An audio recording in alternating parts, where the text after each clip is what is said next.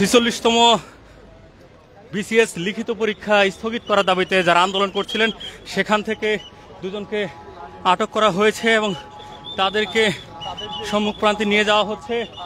মূলত সামনে যে বিসিএস লিখিত পরীক্ষা অনুষ্ঠিত হওয়ার কথা ছিল সেই লিখিত পরীক্ষাটি স্থগিত করার জন্য আন্দোলন করছিল একজন শিক্ষার্থী, এবং আমরা এই মুহূর্তে আপনাদেরকে দেখানোর চেষ্টা করছি যে পুলিশের গাড়িতে করে সেই আটককারী দুজনকে নিয়ে যাওয়া হচ্ছে। আসলে কোথায় নিয়ে যাওয়া হচ্ছে এখন পর্যন্ত নিশ্চিত করে বলা যাচ্ছে না, এবং আপনাদেরকে দেখানোর চেষ্টা করছি যে পুলিশের গাড়িতে করে কিন্তু আন্দোলনকারী দুজন ব্যক্তিকে নিয়ে যাওয়া হচ্ছে এবং সেই চিত্রটি আপনাদেরকে দেখানোর চেষ্টা করছিলাম।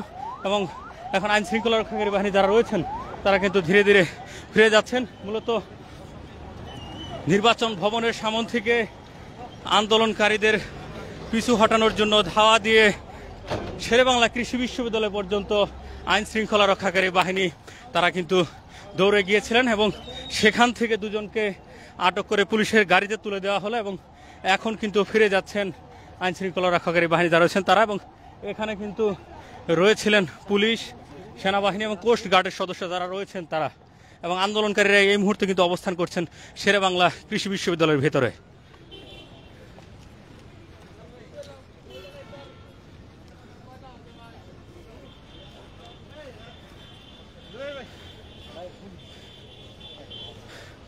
দর্শক, পুরো বিষয়টি যদি আপনাদেরকে একটু জানিয়ে রাখি যে বেশ কয়েকদিন ধরেই কিন্তু আন্দোলন করছিল বিসিএস এর যে লিখিত পরীক্ষা সেটি স্থগিত করার জন্য, এবং আজকে অবশ্যই সারা দেশ থেকে বিসিএস এর যে সকল প্রার্থীরা রয়েছেন তাদেরকে ডাকেন একটি পিএসসি অভিমুখে রওনা হওয়ার জন্য, এবং আজকে সকাল থেকে তারা জমায়েত হতেছিলেন।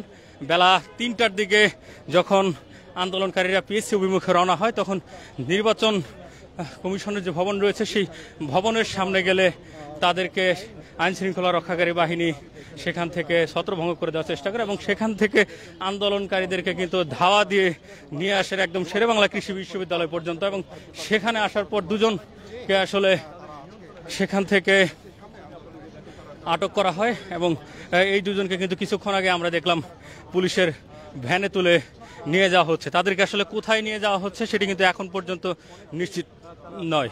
তো এই ছিল সর্বশেষ পরিস্থিতি এবং আপনাদেরকে দেখানোর চেষ্টা করলাম যে বিসিএস এর যে 36তম লিখিত পরীক্ষায় স্থগিত করার জন্য যারা আন্দোলন করছিলেন তাদের সর্বশেষ পরিস্থিতি।